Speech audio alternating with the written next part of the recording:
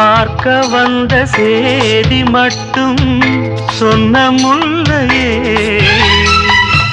பருவம் வந்த தேதி மட்டும் சொல்லவில்லையே.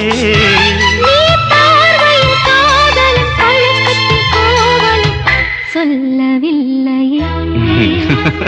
உன்னை தொட்ட தென்றல் இன்று என்னை தொட்டு சொன்னதொரு சேதி,